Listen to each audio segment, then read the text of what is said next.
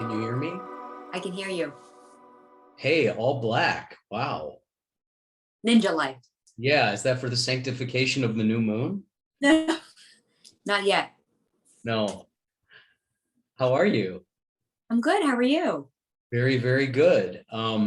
So for those of you who will be watching this, this is something very strange in the No Idea Zone. We have a off-season podcast. This doesn't belong to season 2 or season 3. We're right in between, and I think that's a perfect reason to have this particular guest on, who yeah, well, we'll just get into it. I'll give you your intro. Okay. Yeah, she's beautiful and she's very, very funny, and I'm considering having her to come on regularly on the podcast. And so what we were doing was the producer Richard, who has been MIA. He's had some trouble meeting up with us, but we were going to do a meeting and meet some meetings to see, feel her out. And it didn't work out. So I was just like, let's just do a podcast. Right. So let's just do one and have fun and talk shit and get into her whole quirky life. So this girl, she's a model. She's a woman, sorry. Beautiful, talented, funny, very soulful, very real person. And I'm just honored to have her. Welcome, Gabriella Cacciatore, my friend. Thank you so much. And an actress, right? Did I say that? I'm an actress, yes. Yes. Living in Santa Monica, California, my neighbor. And so, yeah, here we are. Here we are. We finally made it. We finally did. I made a pimp decision, as my friend Cat Williams would say. I made a pimp decision to bring you on. And I was like, I told her, I said, do not show any, I don't want to see any sexual, like I want you to wear pajamas or large baggy sweats, because what we like here at the No Idea Zone is people to not continue to watch. So, so please, in the spirit of being woke, in the spirit of wokeness, do not exude any of the sexuality that I've been lucky to see in person. Was I supposed to wear a nice outfit and put makeup on? I forgot.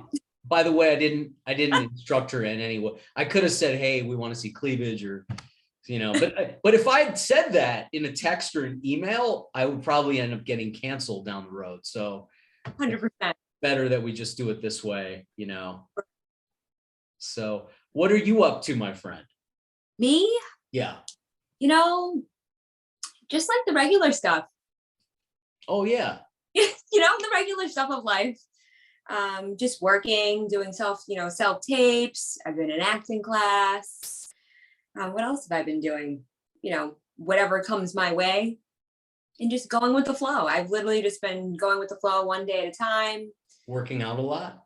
Oh, of course. Yeah. Right now, I'm on a yoga kick. Okay, yoga's your thing. Yoga is one of my things. I have a lot of things. I have like a lot of things that I love, and I incorporate them into my life in all different ways. Fitness is huge for me. I was a personal trainer for a very long time back home in Boston, and here whenever, needed. But yoga for me is like my self-care, and I hadn't done it in a few months. And the past 2 weeks I've been on a full-on yoga flow. Nice. How many times a week? Just give us so people can get a little bit of your fitness regimen. What's your week look like with yoga and the gym and all that? Well, with yoga in the gym, so I've been going to yoga every day. So I've taken yoga at least 6 days a week, because then I did a sound bath one other day because I try to give my body a rest. But I do work out at least 5 times a week, and then I walk on the days that I don't. I have to move, otherwise I go nuts. Oh, we're similar that way. Mm-hmm. We're similar that way. See, I have a gym here in the condo. Oh, really? I just go down there, and actually that'll get me into kind of after we met, we had met and hung out, we had lunch and all this, and then And then, so I was watching my friend's house in, what was it? Where was I? You must have been in Brentwood or Westwood. I was in Westwood. So I just got a temporary membership to this gym. So like 2 days after I met Gabriella, I'm like on the elliptical machine at this gym that I don't even live. Like I'm only there for like maybe a week at this gym. I got like a temporary membership, and in she walks right toward me. And so we immediately, I got off I was like finishing my workout. I went, oh my God, it's you. And we both knew right then, right? Why don't you recount what was going on through your mind in that moment? Well, it was funny because I had remembered that I was supposed to get back to you. And I kept thinking about it, and I was like, I'll get back to it, because I like to do things when I'm feeling good. Like that's my big thing, is only do things when I'm feeling good. So I like walk in and I'm like, no. And for me, like, I want to be surprised, but then I'm like, of course, because this shit happens to me all the time. But it was such a good feeling, because it's just, for me, I live very by like the signs that I get and like trusting the universe. So it was like such a big, like, like, yes, this is a yes, this is a yes, this is a yes, this is a yes. Because there's so many things, in life that there's opportunities that come, they sound good. But are they? So it was the universe sort of verifying that you should be around me. Correct. And then for me, it was the same thing. I was like, oh, she's just not some girl. There's something I'm supposed to, because I mean, I may not be quite as in tune with that as you, but I was paying attention. I even think I said it to you. I said, yeah, I think we're supposed to be in each other's life. Yep. And you can double verify that when I randomly call you or text you, and you're like, oh, dude, I'm just so used to being alone. I like to be alone. And I'm like, well, I'm sort of like impeding on that a little bit from time to time, and reminding you, that I'm here. I'm not in like, I want to be clear, not in like a harassing kind of like stalking, but like every once in a while I send you a text or you get a random call from me. Yep. Do you remember? Yeah, go ahead. Always at the right time. He seems to love to buzz right in at 11:11. Do you remember the time I called you and you were like, hello? And I go, Gabriella. Yeah. It's Stephen Lolli. Oh my gosh. Oh, I thought you were, I'm really high right now, and I was waiting on like the pizza guy to buzz me, or someone out at the door to buzz in, and I thought you were him. So I was like letting you know, like I was like, you have the code. And I was like, no, it's me. I'm calling to follow up with you. And remember how funny that was? Yeah, I was like, oh, my friend was supposed to come over. Oh, that's what it was. Your friend was coming. Yeah, and you thought I was she or he. Yeah, that was a funny one. So funny. So I mean, there are copious amounts of marijuana being consumed at Gabriella's house. All for healing purposes. Yeah, how do you do that and exercise? Because when I get high, I'm not able to, that's something different for me. Like when I'm high, I'm not able to like do anything strenuous. I have to sink into a couch and like watch like a Wizard of Oz or something. Oh, that's complete opposite of my experience. Everything I do with intention. So I don't, like, people get stoned and they get stoned. They're like, oh, I'm getting stoned. I'm not getting stoned. I'm using like the herb, the plant, to be more present, be more in my body, to feel everything, to like really just be in the moment. So it helps me be more present. Because a lot of the times, like, I'll go off into, I call it outer space. I'm like, I don't even know where I am. So it helps me be more present within my body and feel more comfortable and just like more relaxed.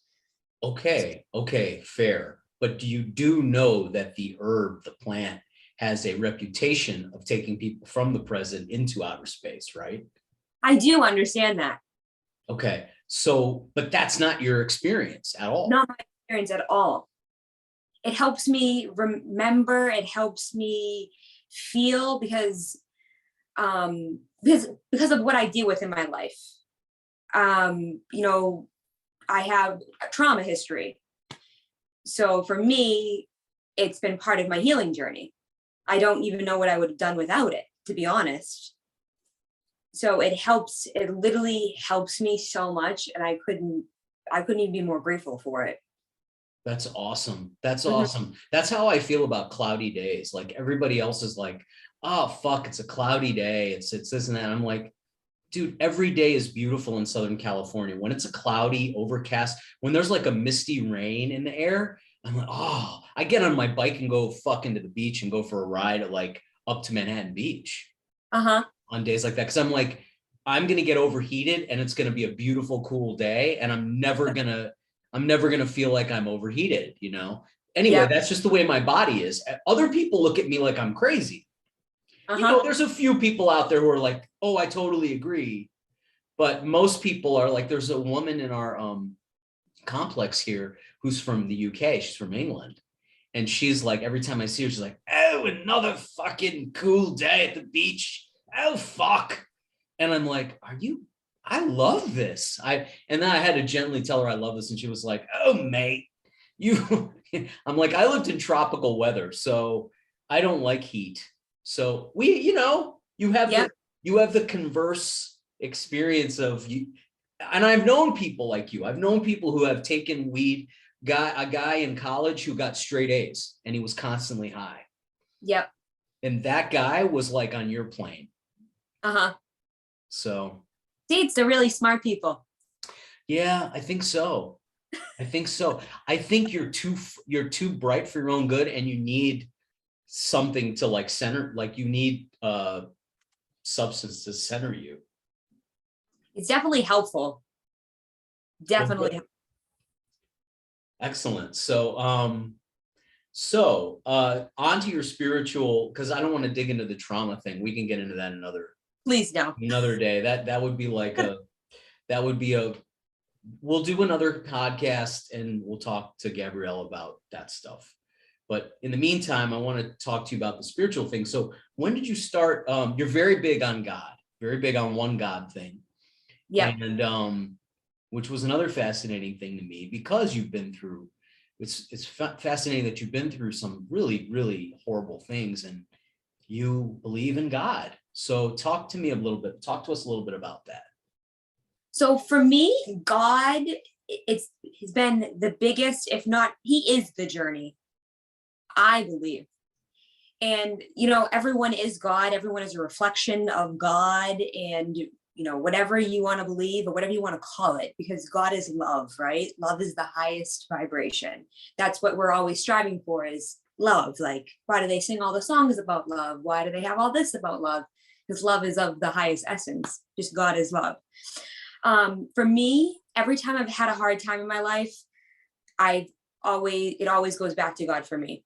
So even when I was younger and I was having a hard time, I would go to church. Even though I don't really go to church anymore, I've kind of stepped away from that and more of just like the beach is my church almost.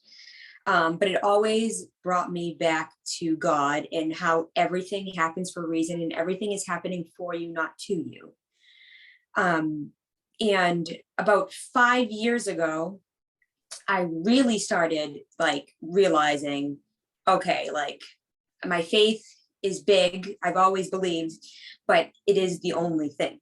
It's literally the only thing because for me, my life wouldn't make sense if God didn't exist. And about, I want to say, so it was 5 years ago when I really awakened, but my big like spiritual awakening was about 3 years ago when I really started learning, oh, I'm in control of my life. Oh, I can manifest. Oh, I can co-create with God and, everything is working for me. So it started about 3 years ago, I want to say, and it started with me learning about my higher self. And I don't know if you're familiar with what your higher self is. Uh, I'm gonna screw it up. You go ahead and tell us. So it's who you are without fear. Like, what would you do if you literally, to put it, whatever, if you had no fucks, what would you do? What would you do? And I started literally living like that. And I was like, whoa, this is pretty neat. And I just like found myself in all these places and situations, and it just, everything always worked out for me, even when it shouldn't have, according to what everyone else was thinking or what my ego was thinking. So I started following my higher self and like my next level self. What would you, the next future you do? And I started doing all that. And that's how I ended up in California.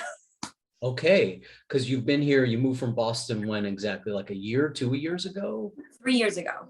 So that was your 3 year epiphany of shedding off that fear, was like, I'm leaving home and I'm going to a place that I don't know anybody, and it's going to be new, and that. It wasn't even like that for me. This is how much faith I have in the universe. I had been doing a lot of social media work, and someone approached me and told me that there was a lot of opportunities in LA. And in my head, I had no idea what was going on. I was very consumed with my own healing and like helping others. And I was doing network marketing. And I was like, okay, I'll look out LA. I was never into the Hollywood scene or like any of that. You were not an actor. You were not an actress.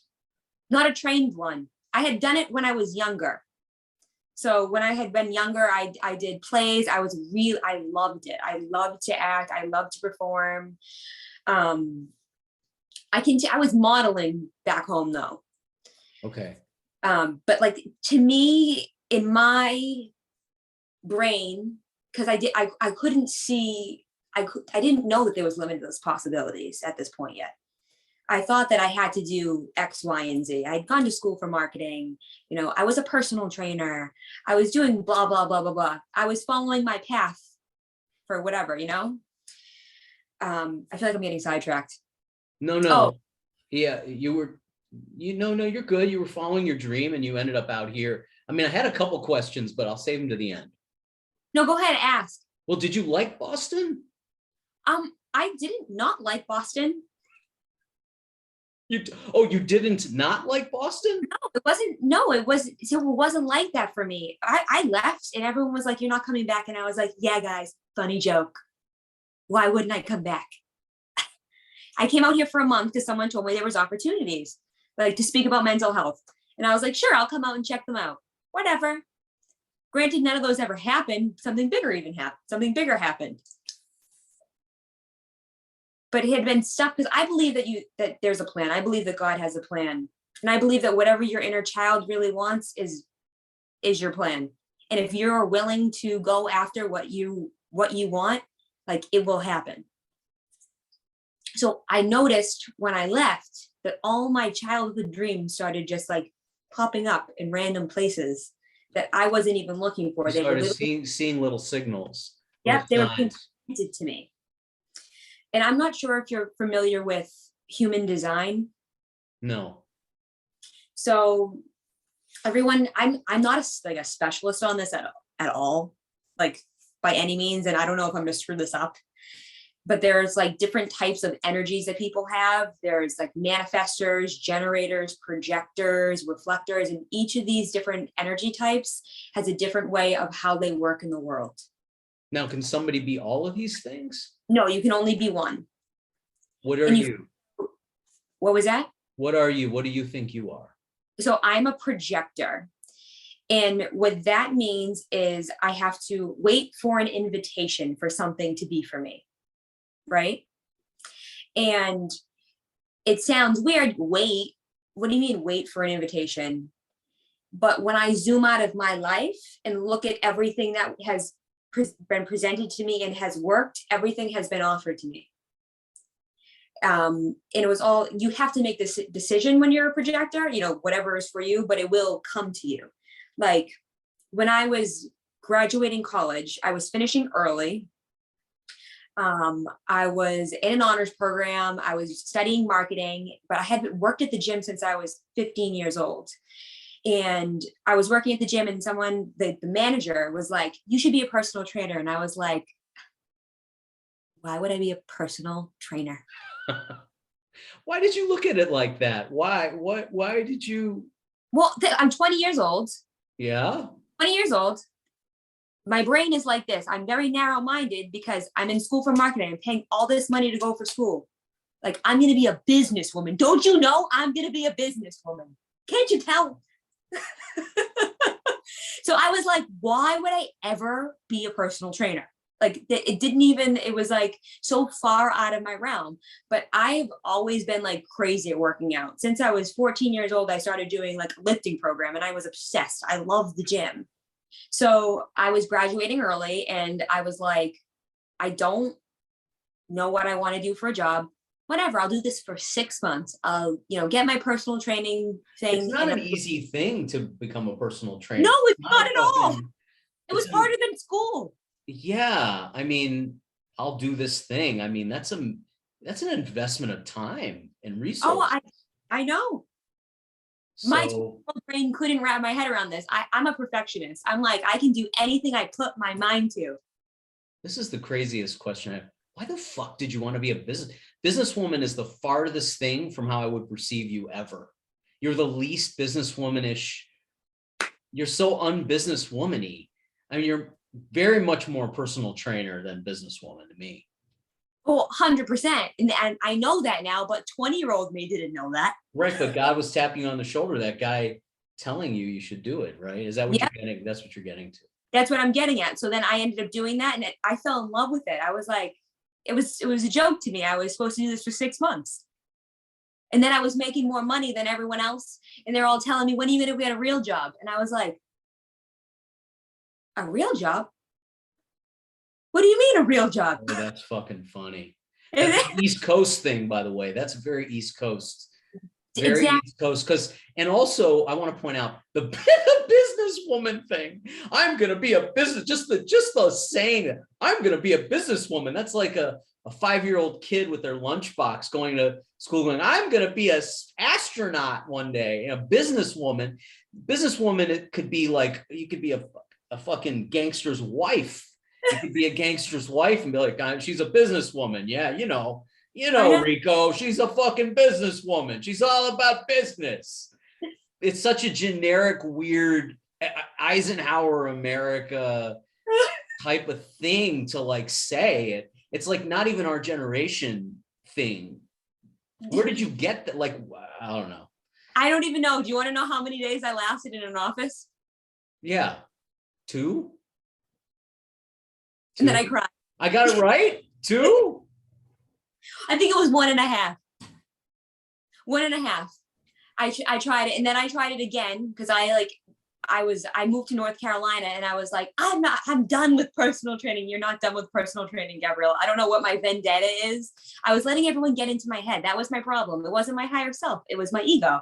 Like listening to everyone. I'm going to psychoanalyze you real from a very ghetto amateur perspective. You wanted to be important, and businesswoman to your 20-year-old, your post-teen brain, businesswoman is an important, and personal trainers that's what that's what unimportant people do. They're personal trainers, that's like that's a especially to the East Coast, Midwest. In California it's different. If you're a personal trainer in California, you're a real fucking important person. But on the East Coast, you had issues. Those were issues you were kind of shadow boxing with. Definitely, probably that. And I thought, like, in my brain, no one teaches you about money when you're in high school or not even in college. Like, they tell you have to go get a job, and that's how you make money. And like, I was told, and like, that wasn't a real job. Now I know that's a lie, because it is a real job. And I feel like I helped so many people, and like that's what I really like to do, is to help people. And like, I helped so many people, and you help them in so many different ways when you're a trainer too. Like you help them emotionally, you help them physically, like it's someone to talk to. Like my clients became my They best get to friend. know you. You're a little bit of a psychiatrist. Yes. Everyone tells me everything. Well, you also have that kind of, something. I don't know Yeah. what that is, but you have that, oh yeah, I want to tell her. When we had lunch, I was like, we were doing that. You Yeah. just have that thing where people just want to tell you shit. Yeah. 100%. And since you're a helper, you're a fixer, that's in you, like I get impatient with that shit. I have to, God's really like has to tap me on the shoulder to let me know you're being called on. You're being called on right now. This is not like, don't be impatient. Like someone was texting me the other day whose name I won't mention. And I was like, what? First of all, I didn't have the number in my phone. So I already am annoyed. I'm like, do I carry on the conversation, or do I say, who is this? Because I don't know who this is. And it's just a text as if it's an old friend. And it did. It turned out to be someone who was important in my life, whose number I didn't have in my phone. And even when I found out it was that person, I was like, so what's going on? It's like, I want to go back to watching football or something, I was like trying to scoot them, okay, I'll talk to you later. And then after this person said to me what they were about to really contact me for, I immediately called them because I knew I was being called on. But I'm not a helper like you. It's not my natural thing unless I know, oh shit, somebody really needs me. Because I feel like people are like, and this is a huge narcissism thing that probably comes with being an entertainer. I feel like anytime anybody contacts me, it's irritating. I feel irritated. I'm irritated most of the time, unless it's somebody offering me a job or some sex. I'm really irritated.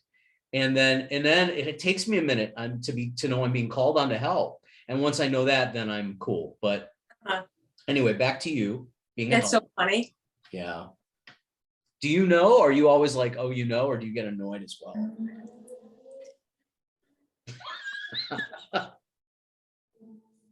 I just know. And I feel like, I guess I don't mind. Because I like to look I'm Miss Optimism. Oh. I'm like, we might title this Miss Autism. That was too great of a slip. But go on. We don't want to let a good comic moment go. Right. Okay, yep. Miss Autism. Miss Optimism. Miss Optimism. Like, even when I believe that everything's happening for you, doesn't matter what it is. And I also believe in karma. So I also believe that, like, I'll do good things for people when they need help, because eventually I'm going to need help. And to me, it doesn't necessarily mean from that person. I will do it to get it back from the universe, because I feel like all the karma that I've collected, that I've done, it's not necessarily reciprocated from the people that I did it for, but God will give it back to me in some way, shape, or form. And I also think that helps me cope a lot with, like, dealing with so many different types of people and, like, situations. You know what I mean? Okay. So this comedy club opened in Santa Monica, and it was a really weird happens. I've invited you there, and you're just always busy and working. But this comedy club opened in Santa Monica, and it's in my fucking area code. There's no comedy on the West Side at all. And it was a miracle. And somehow I ended up headlining their opening weekend. And anyway, it was a blessing from God. It was something coming back to me. The way it came to me, I won't get into. I could tell you another time privately. But it was like Moses parting the fucking sea. It was very weird, very supernatural, very like there was no way that it couldn't be some miracle of the universe. So I made a list. This was very hard for me because I'm at my core, I don't like to share shit. But I made a plan to sit down, and I made a fucking list of 10 to 15 comedians who I knew deserved to be on at this comedy club. And I wrote them texts and emails and calls. And I said, here's the booker's info. They pay. That's another thing, they fucking pay. Nobody gets paid in LA to do comedy. People are lining up to showcase for free so they can host a fucking game show or be in a Toyota commercial. Nobody gets paid. And I wrote to them, I wrote these comics, and some of the comics were people who I knew were just been doing comedy a really long time, and nobody helps them, and they're really good. And I try to make a list of those. And a few of those comics were comics who could help me. I'm not going to lie. Yeah. But most of them were comics who I knew deserved it. And you would not believe, Gabriella, the reactions from these comedians. Nobody does this for me. Nobody helps me. Oh, I'm going to cry. And wow, I can't believe you're like reaching out to. Now, I don't know if they got booked at this comedy club or what, because the comedy club is a weird, there's a whole other thing going on with the comedy club where they fired the booker and blah, blah, blah. But point being, I didn't wait for somebody to call me, you know. It's so hard, but on that, I did good. I did good on that one, you know. And yeah, so I do try have my moments, but mostly I get annoyed, and I really need a lot of help from God to let me know, hey, you're being called on. You need I'm proud of you. Didn't it feel good to help someone else though? Like, and you know what you did? Even if they didn't get booked, you gave them hope, because sometimes people, all they need is a little tiny bit of hope, because you never know when people are ready to give up. You know what, this is what I kind of perceived in my mind. And the hope thing is good. What I perceived in my mind though, was I gave them, because I'm a stand-up and I know what it's like. It's like grapes of wrath. It's really, really bad. The longer you've been doing it, the worse it is. Because at least if you're new, you don't know how bad it is. You don't know. You haven't been beaten up and chewed up and spit out. But if you're doing a long time, it's pretty bad. And like, I hoped those comics knew that they could reach out to me. Like they could say, hey, do you know, like a lot of times we're afraid to reach out to our peers in show business and say, hey, can you help me? I'm looking for a little way to get, because nobody's working and everybody's bitter. And yeah. I'm hoping that they would think of me like, I'm hoping they think of me for work too, you know, that they'd send me some fucking work. But I'm hoping that they'll think like, oh, he's a friendly person I can reach out to if I need some information about this, that, or the other. Yeah. Was the main thing, you know. So anyway, but okay, so back to you, because I'm making this all about me. Back to you. So yes, so you are a giver and a helper. And you're also into, you're into the moon. You do like a monthly moon ritual. Tell us a little bit about that. So on my moon ritual, I will go and I'll write down all of like everything I want to release, anything that's bothering me, anything that I feel like has to go for me to move forward. Mind you, it's always a lot. So I will go and I will write down everything and I'll burn it. And then I'll take a red pen and I'll write down my manifestations for the month or for like whatever it is, whatever I feel called. I do everything that I feel really just called to do in the moment. And I'll watch the moon come up at the beach, and then I'll go in the ocean. And this is like, is this this is a specific time of month when the new moon is coming, or? The full moon. I'll do it for the full moon. Okay. So, and that's once a month or twice a month? How many times? It depends. I think once a month. Okay. So, I just go whenever it comes, I'm like, okay, I guess it's time. It's that time. Do you have an app? Do you have a calendar? I mean, how do you keep track of this whole thing? There's this thing in the sky. So you just know when the moon's going to be full? Are you a fucking werewolf? Well, I Google it. What do you think I do? Oh, okay. All right. So what we have in Judaism, hang on, let me get my book here, my little Siddur. So in Judaism, we call it Rosh Hodesh, and I don't know if it's the full moon. I wish I was a little more knowledgeable. I should have actually looked this up because my intention was to talk to you about this. Um, but we have a thing called Rosh Hodesh, which is once a month. And I think it's at the beginning of the month, but it changes, it alternates. Yeah. But it coincides with, I believe, the sanctification of the moon. And once a month, you're supposed to go out. This is some Orthodox Jewish mysticism stuff, by the way. Uh-huh. This is not something like your run-of-the-mill Reform Jews do. Okay. I don't think, maybe they do, but I certainly did not grow up knowing about this stuff. Gosh, of course I can't find it now. Anyway, it's called the Sanctification of the Moon. And there's a prayer that we do on the new moon to like bless the moon. And I mean, I don't know what the purpose of it is, but it's an important thing. That makes sense. Sanctification of the moon. Come on, Lolli, where is it here? We got a table of contents. See? Oh, you can't see. No, I can't see. I'll pretend though. Thank you. Thank you. Okay. Sanctification, of course, it's disappeared on me here. But yeah, so it's funny that you do that. Now, how did you start to decide that? Or was it just an intuitive thing?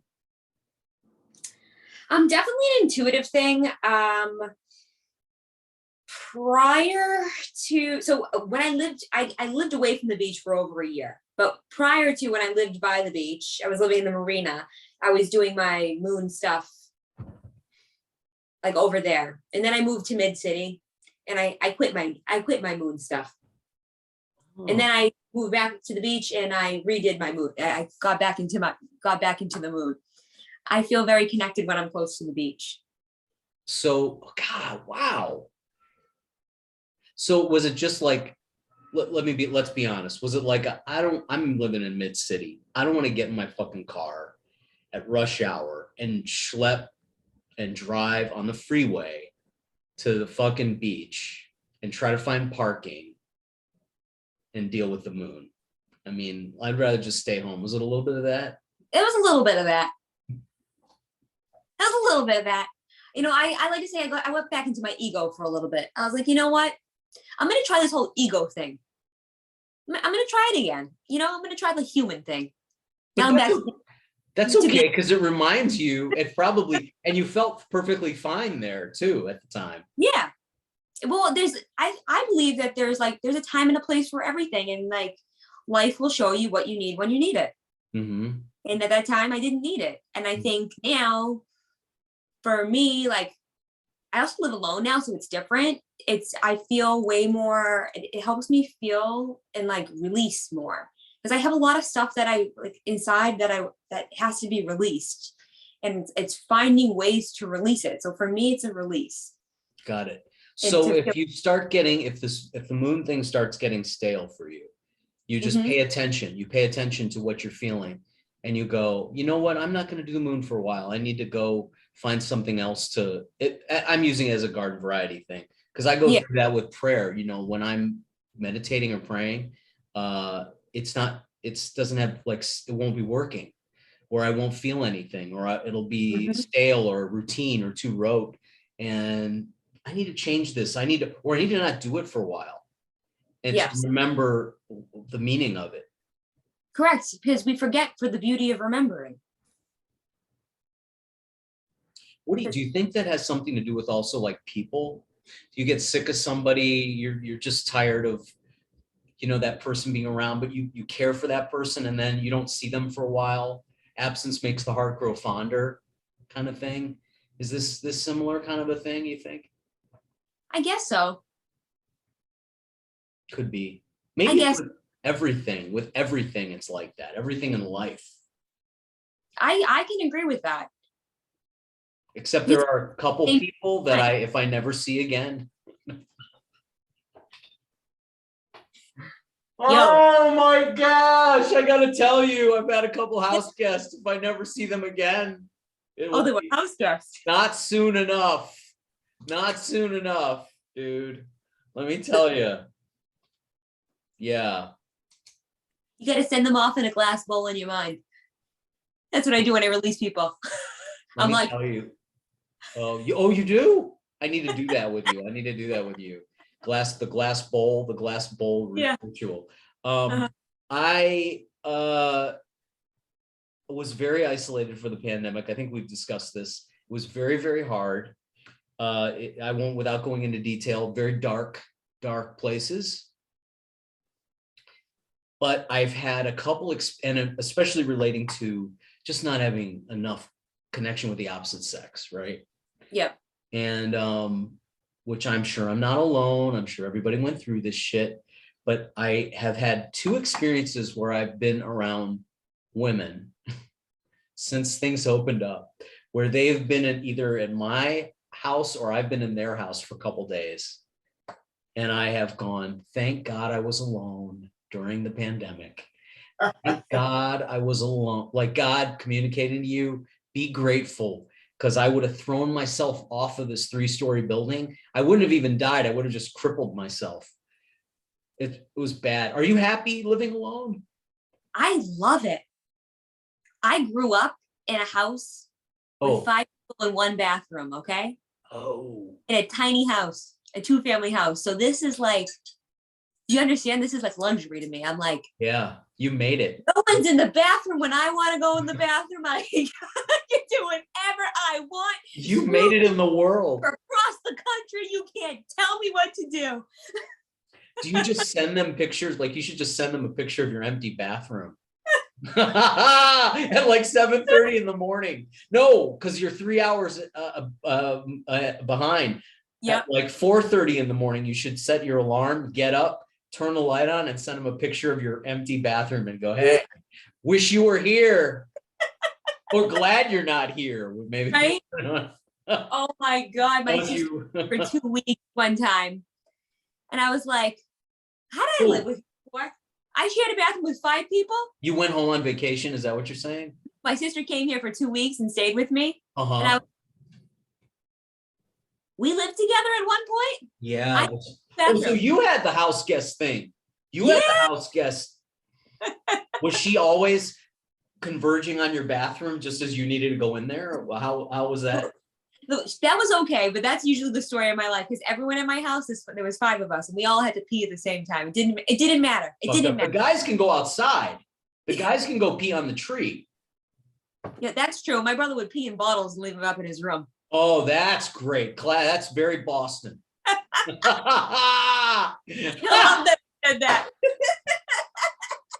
Very Boston. Very big city, East Coast. Yeah.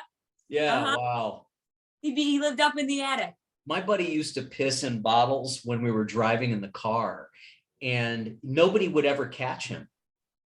It was amazing. This guy was stealthy. In fact, he'll probably be watching this podcast. So shout out to you, man, whose name won't be mentioned, because he would be really pissed off at me.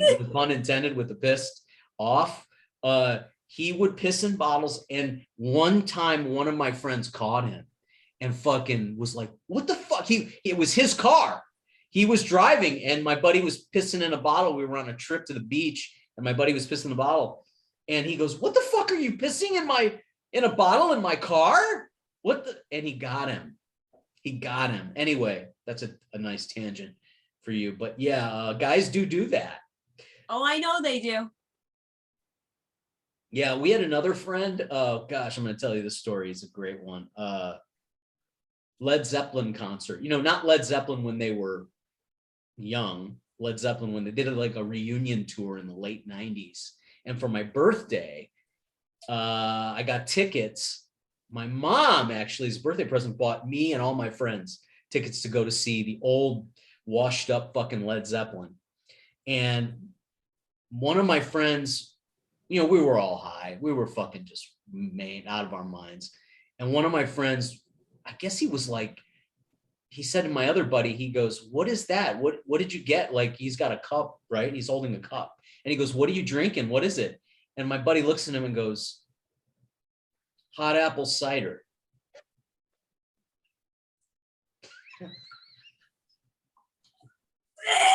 And my other friend goes, really? Yeah, they're selling fucking hot apple cider at the Led Zeppelin concert, you fucking moron. Yeah, that's a common thing for a vendor to have he hands it to the guy, and he fucking drank it. And I was so stoned. I'm sitting over there. I was so stoned that I fucking didn't, I was totally oblivious that this was going on. This whole story was recounted to me like in third person later on, that this had happened. And my other buddy was so mortified and embarrassed about it. Like, it's like, you don't mention the name Voldemort kind of thing. Like, don't talk. So the fact that I've talked about, I didn't bring up anybody's name, but yeah, we all have had embarrassing shit happen, but that's a pretty top one. That was just gross. Yeah. These are the great stories though of growing up. Like you gotta have shit. I'm just glad it didn't happen to me. Yeah, no kidding. I had never been enough of a follower to say, I looked at some guy's cup at a fucking event and said, hey, can I have a sip of whatever you're. Yeah. So that was my buddy who decides to just piss in public. Yeah.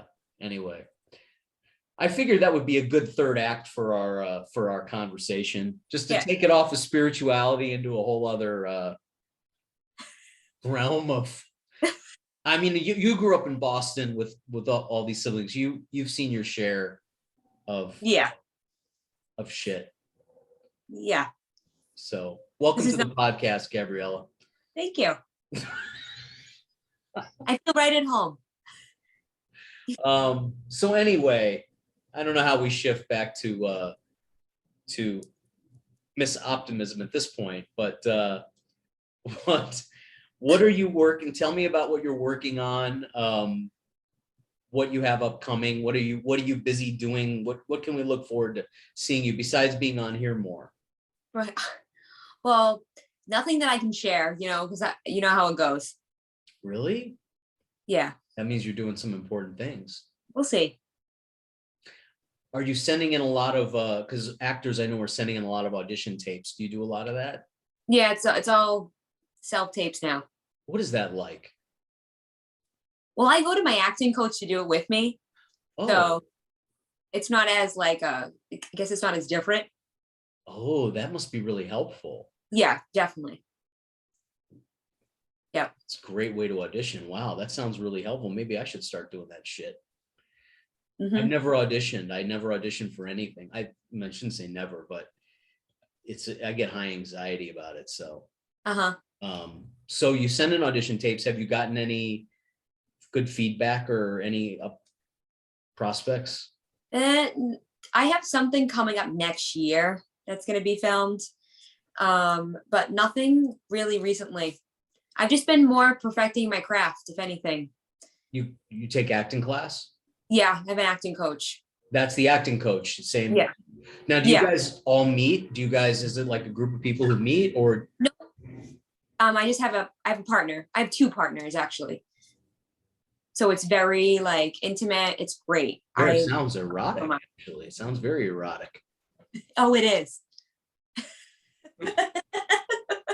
She's living the LA life. All you Boston people who are going to watch this, you're not going to know the kind of life she's living. She's got two erotic acting partners. She has another partner, her real life partner, this woman is not single, by the way. Believe me, I've investigated.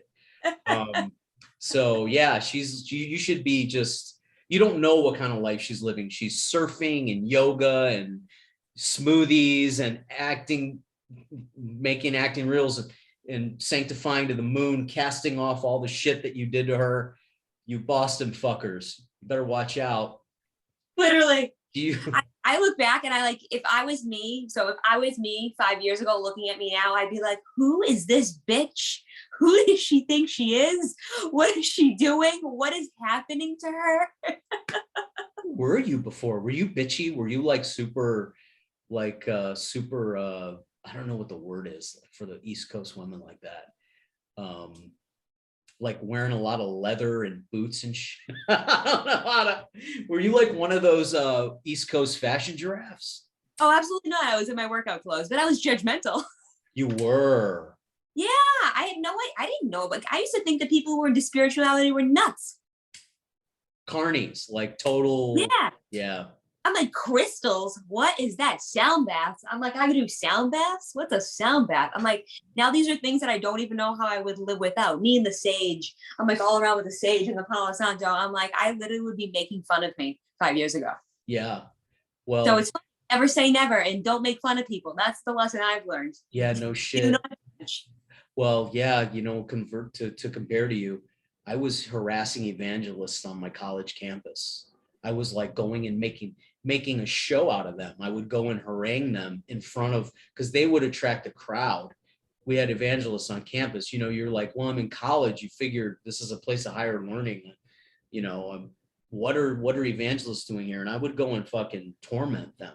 Oh my God. Totally, man, bad, and just totally harangue them, and people would roar with laughter, which was great to me. I thought I was on top of the world, and who would have known that I was like a believer in God? And I mean, I'm no evangelist, but yeah, I got very humbled like you, big time.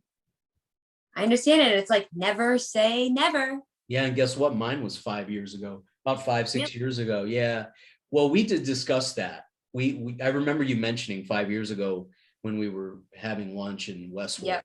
And I was like, oh shit, mine was 5 years ago. I mean, maybe it's just coincidence, maybe not, but No thing. something was happening in 5 years ago. Something was fucking going on 5 years ago. Yeah, definitely. I know a lot of people who have like 5 years ago was when Yeah. like they really, They had other things happen. Yeah. and Well, it seems to be all people I keep meeting randomly, but you attract in what you are. So it's not surprising.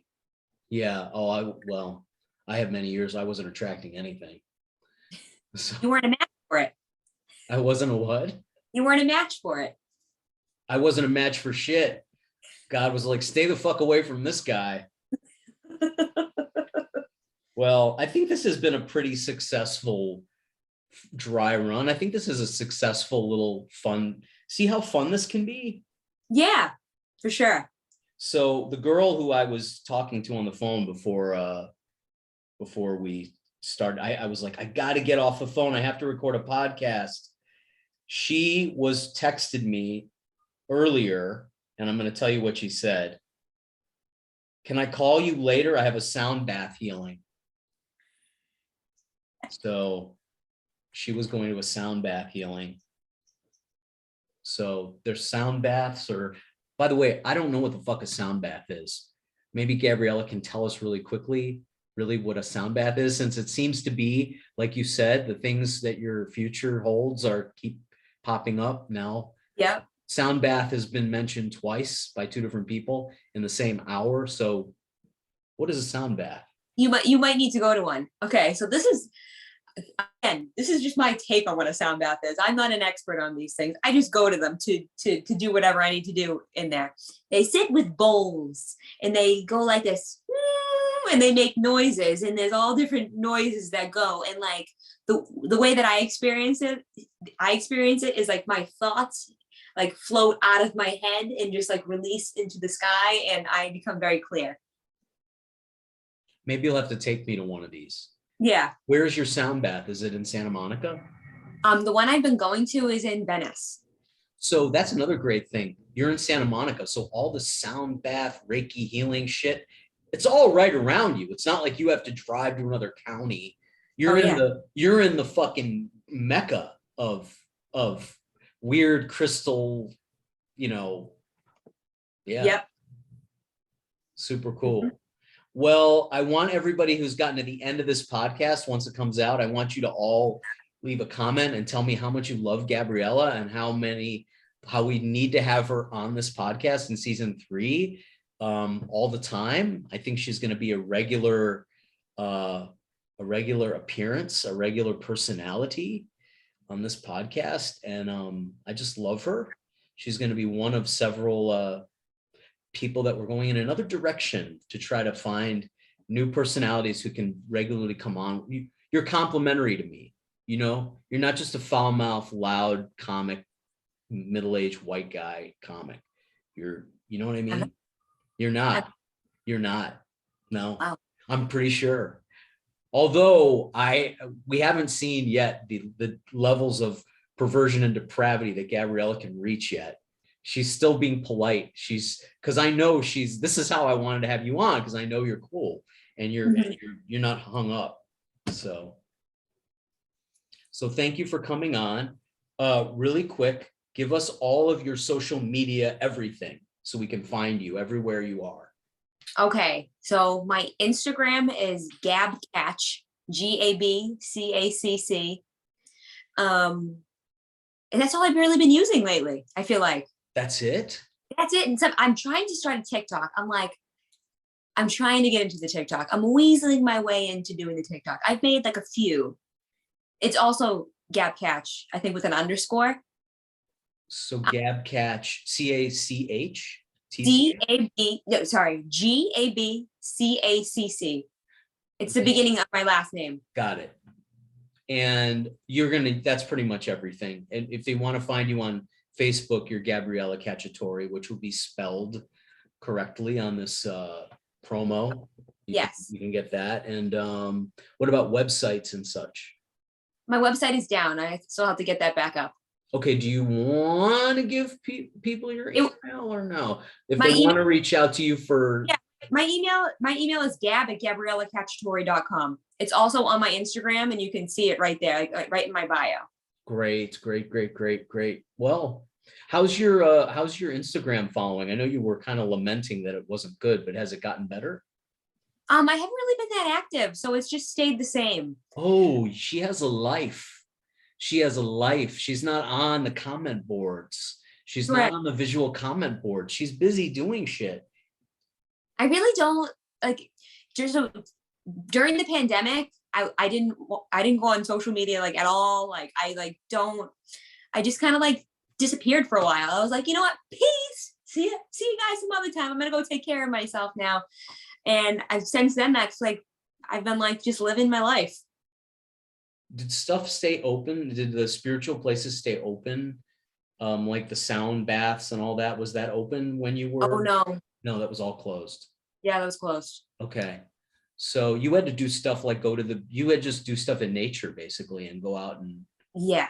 Right. All the time. I was literally out in nature all the time. Walks, hikes, just sitting my butt on the beach. Cause I do a lot of grounding too. Like I literally will just go and sit. I'm like this. Just be still. Mm-hmm. That's like a form of meditation, just being still. Yeah. And slowing down. It's such an important thing to slow down. I know intellectually these things are important. I have been doing very badly at them. And my attention span and my patience has been really bad, and I need to get back to where I was. So I know this enough about myself, but yeah, love that you get that. And also I think it's good for me to have someone in my life who, I know who gets that. So I could call you up or text you and say, hey, I need to slow down. Can we get together and slow down? Absolutely. Yeah. I'm always having meditation. Oh, I've also, another social media I totally forgot about. I've been live streaming on this new app called Pococha. Spell that. Pococha. Pococha. Okay. The makers of who made Pokemon. And it started in Japan. But I live stream on there and I do meditations, sometimes workouts, sometimes just hangs, like all different types of things, trauma healing and stuff like that.